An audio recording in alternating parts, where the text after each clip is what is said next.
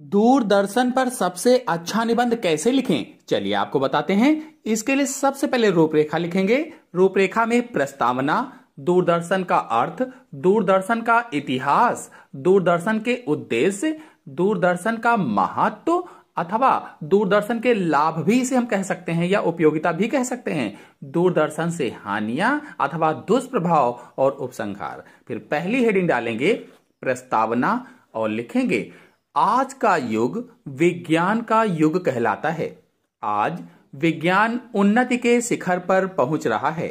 वैज्ञानिकों ने अपने विविध एवं अद्भुत आविष्कारों से संसार को चकित कर दिया है। दूरदर्शन या टेलीविजन आज मनोरंजन और ज्ञानवर्धन का लोकप्रिय माध्यम है। फिर अगली हेडिंग डालेंगे दूरदर्शन का अर्थ।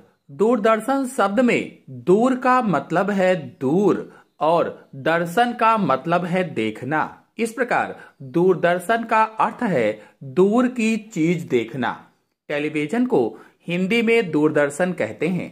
टेलीविजन दो शब्दों से मिलकर बना है, टेली और विजन, जिसका अर्थ होता है दूर के दृश्यों का आंखों के सामने होना।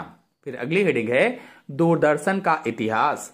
दूरदर्शन की शुरुआत 15 सितंबर सन 1959 को हुई थी। मतलब भारत में दूरदर्शन का पहला प्रसारण 15 सितंबर सन 1959 को आधे घंटे के रूप में शुरू हुआ था। उस समय दूरदर्शन का प्रसारण सप्ताह में सिर्फ 3 दिन आधा आधा घंटे ही होता था। तब इसको टेलीविजन इंडिया नाम दिया गया था।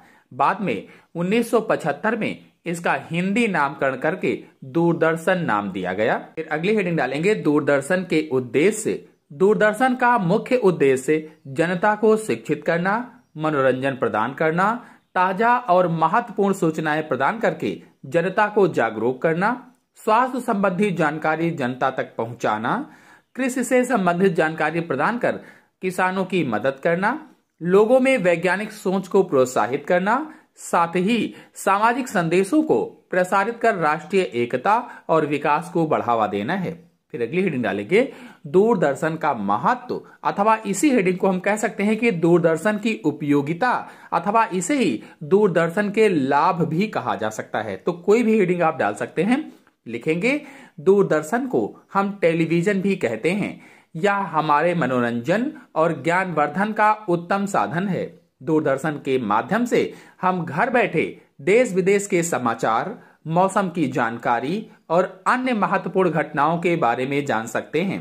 दूरदर्शन विभिन्न सांस्कृतिक कार्यक्रमों का प्रसारण करता है।